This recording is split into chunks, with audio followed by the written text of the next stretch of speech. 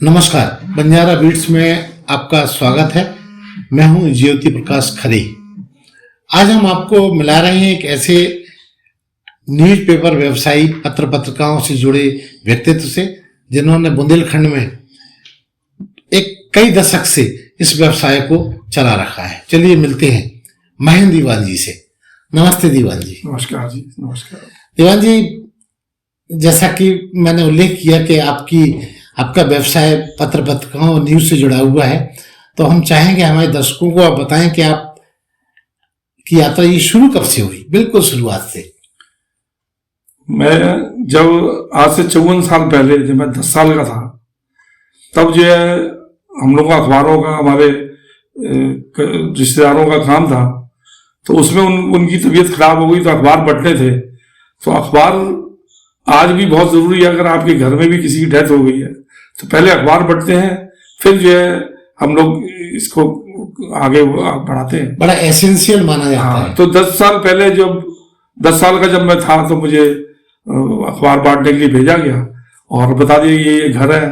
तो उस समय 66 अखबार थे केवल जो नगरे में हम लोग को बांटने थे। तो वो महावीरपुरा से अंदर स्टार्ट करके और गड़िया फाटक से बाहर निकलना था और मुझे उसमें 45 मिनट लगे थे। तो 66 अखबार में बांट के आ गया और एक अखबार मेरे पास बच गया, तो मैंने आके वापस दिया। तो वो बड़ा नुकसान हुआ उसका। 28 पैसे का जागरण होता था कि पेपर बच गया, क्यों बच गया, ये होता था। ये मतलब कि लगभग 1969 की बात है इस तरह। तो कहाँ से आपने ये शुरू किया था? किसी के साथ या किसी ने आपको भेजा था? नहीं, हमारे भाई साहब बांटते थे, बुआ जी के लड़के करमचंद चौधरी जी, वो बांटते थे अखबार। और चार से उनकी तबीयत खराब हो गई तो पेपर बांटने, तो मैं पेपर बांटने गया था। अच्छा, उसके बाद फिर आपकी यात्रा? उसके बाद फिर हमें ऐसा अच्छा लगा, हमें मजा आ गया, तो उन्होंने भी हमको कहा अच्छा तुम ही बांटते रहो। तो वो उनकी भी जॉब लग गई ITI में, तो वो जॉब करने लगे, मैं अखबार बांटने लगा। फिर उसके बाद आगे क्या रहा? बस वही हमारा एक जीवन की शुरुआत थी कि मतलब कि बचपन में जैसे हम लोग चेस बहुत खेलते थे जी, आज भी लाइफ वैसी है जी। आगे आपको अगर अपनी जिंदगी को इजी रखना है तो शतरंज की चालों से ही जो आप चलना पड़ता है, बशर्ते कि आप ईमानदारी से काम करें जी। उसमें कोई छल कपट नहीं होना चाहिए। जितनी आप ईमानदारी से व्यापार करेंगे, जितने संयम से, जितने नियम से व्यापार करेंगे या परिवार चलाएंगे, तो वो बहुत ही अच्छा रिजल्ट देता है उससे।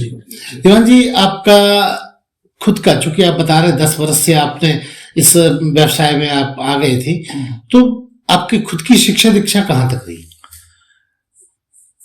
पैसे अभाव के कारण हमें थोड़ी सी इसमें परेशानी झेलनी पड़ी, जिस कारण मुझे अखबार का काम करना पड़ा।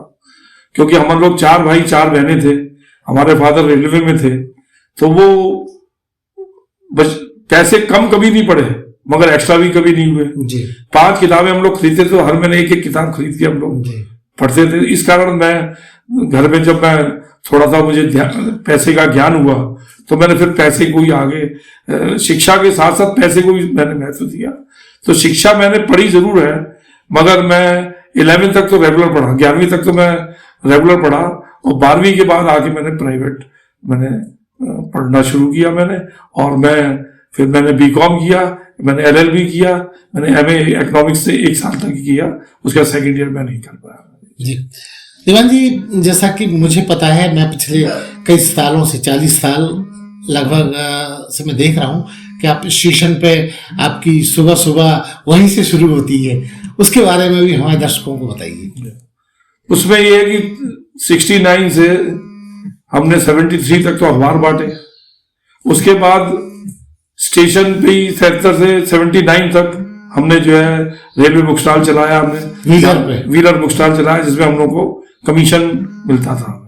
और उसके बाद 2-3 साल हम स्टेशन पे नहीं गए, और फिर हम 79 में हमने यहाँ सदर बाजार में एक शॉप थी, एशिया बुक हाउस, मैंने वहाँ काम किया तो 19 दिसंबर 1981 को उन्होंने कहा कि आप अपना इंतजाम कर लीजिए।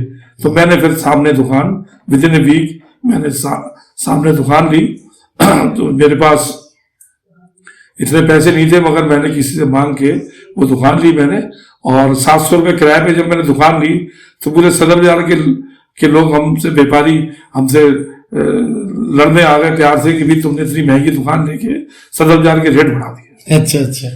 तो जो आज वैरायटी बुक के नाम से जानी जाती है। जी हाँ, वैरायटी बुक हाउस के नाम से जानी जाती है। वो हमारे पिताजी का आशीर्वाद, पिताजी का सहयोग, और मैं समझता हूँ कि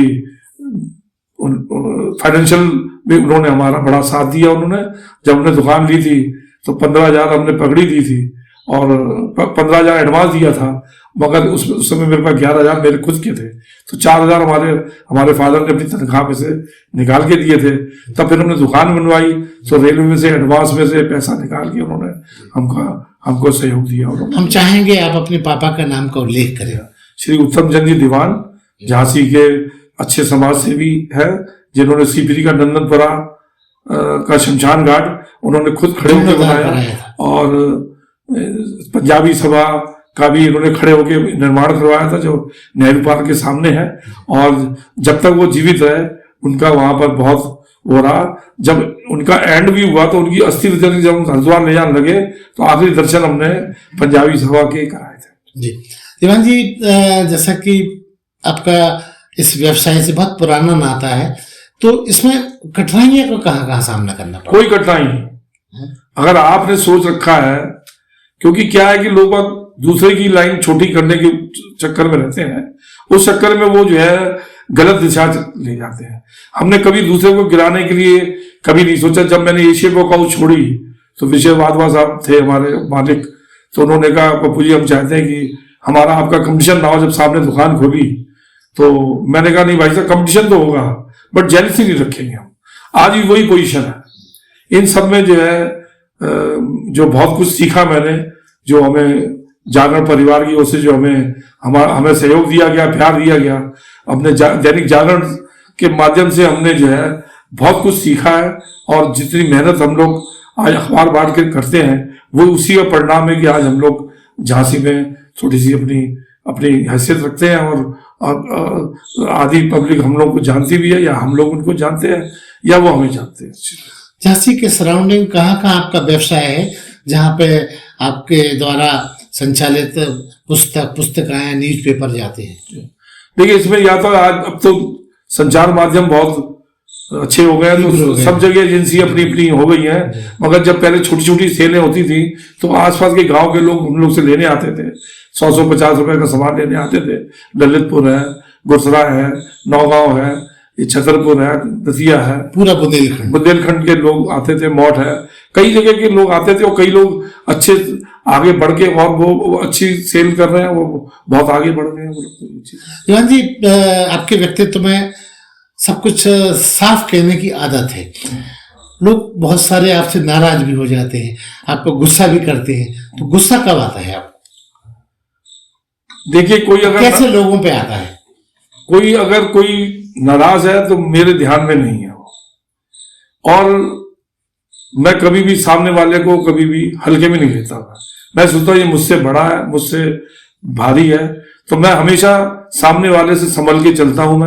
मैं जितना ईमानदार मैं स्वयं हूं, उससे ज्यादा ईमानदार मैं सामने वाले को समझता हूं। तो जितनी साफ सुथरा व्यापार, साफ सुथरा लेन देन, साफ सुथरा व्यवहार हम रखेंगे तो हमारे जीवन के लिए बहुत एक फायदे के लिए रहेगा। और जो व्यक्ति नियम से चल रहा है वही संयम में है, जो संयम में वो नियम में है, और जो समय से चल रहा है वही व्यस्त है, जो समय से नहीं चल रहा वो व्यस्त नहीं है। तो समय को पकड़ना बहुत जरूरी है। समय मस्ट है। 24 घंटे में आपने क्या किया क्या नहीं किया। आप कभी भी किसी भी सामने वाले के लिए गलत मत सोचें, कभी आपके लिए गलत कभी नहीं होगा। और कोई गलत आपके लिए सोचता भी है तो वो हमारे लिए गलत कुछ नहीं कर पाएगा। वो अपने लिए चाहे जितना भी कुछ गलत कर ले, वो हमें नहीं मतलब, बट वो हमारे लिए गलत नहीं कर पाएगा। दीवान जी, जैसा कि आपने बातचीत में बताया कि आप बचपन से थोड़ा जिद्दी प्रवृत्ति के रहे हैं, तो उसका आपको कैसा फायदा मिला और उसका आपके जीवन में उपयोग क्या रहा? देखिए, मैं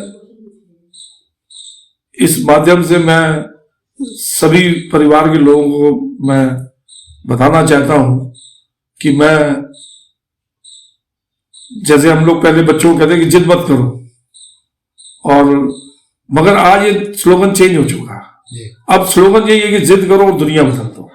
जो बच्चा जिद्दी होगा वो आगे चल के बहुत आगे बढ़ेगा।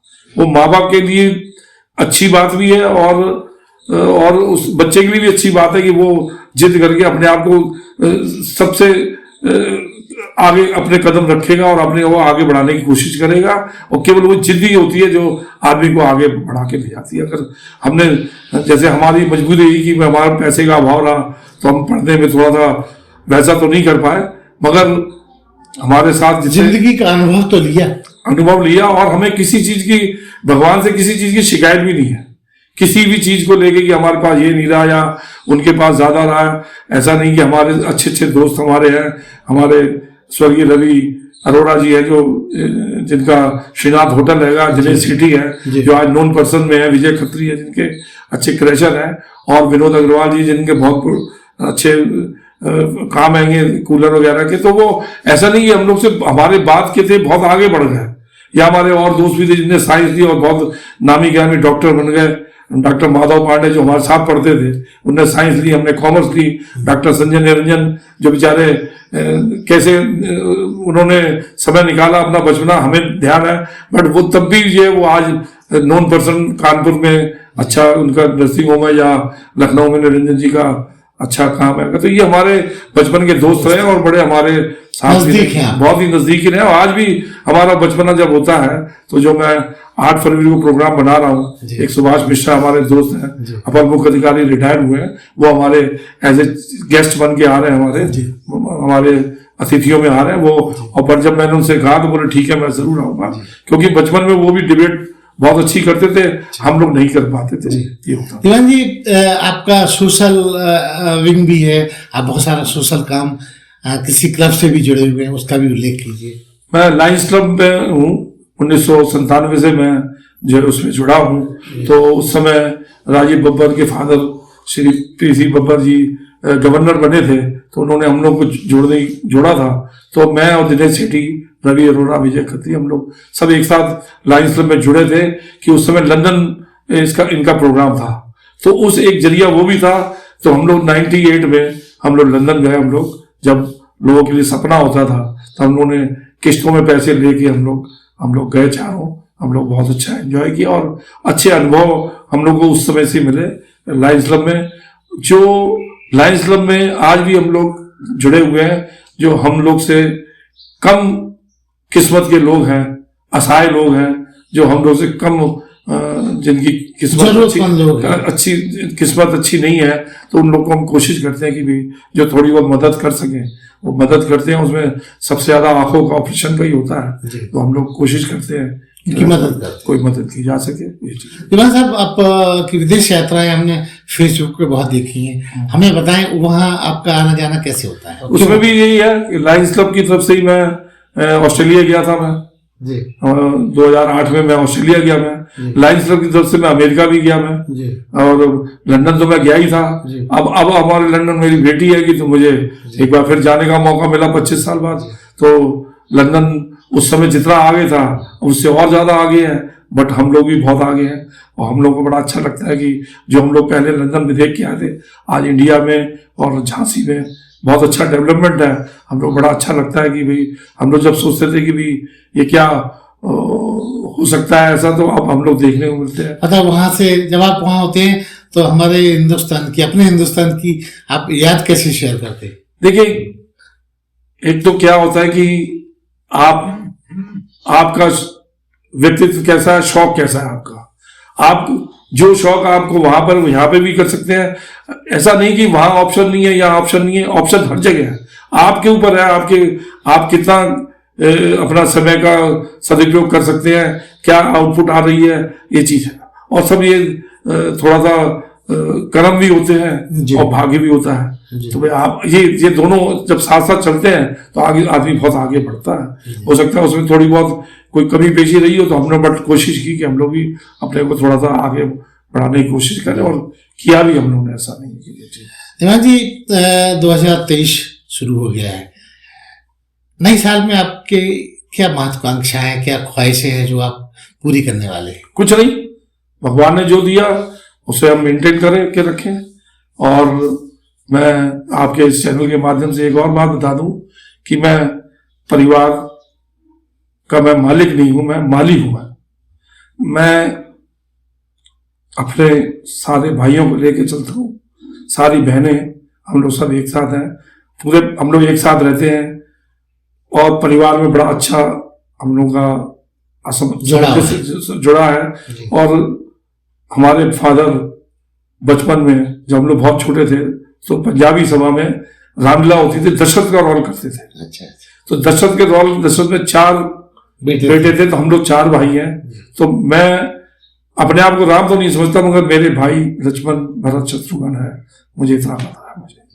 मैं कितना खरा होता हूं उनके ऊपर मुझे नहीं पता, बट मैंने कोशिश की है कि वो मेरे साथ रहें, और मैं समझता हूं कि अब आखिरी वक्त तक भी हमारे वो साथ ही रहेंगे, ऐसे ही हम लोग उम्मीद करते हैं। दीवान जी, आपने बड़ी बढ़िया बात कही कि आप राम नहीं मानते, लेकिन आप राम जैसे सत्कर्म करते हैं। तो क्या आपको लगता है कि इन दोनों रिश्तों में जुड़ाव की गणित ज्यादा जरूरी फील की जानी चाहिए, क्योंकि अब बिखराव की स्थितियां बहुत दिखती हैं? देखिए, ऐसा है कि दोनों चीजों में फायदा है और दोनों चीजों में नुकसान है, मगर मुझे ऐसा लगा कि भाई जब हमें फायदा नुकसान ही देखना है तो जुड़कर ही फायदा क्यों ना हम करें। और नुकसान हर चीज में है, हर चीज में फायदे भी है।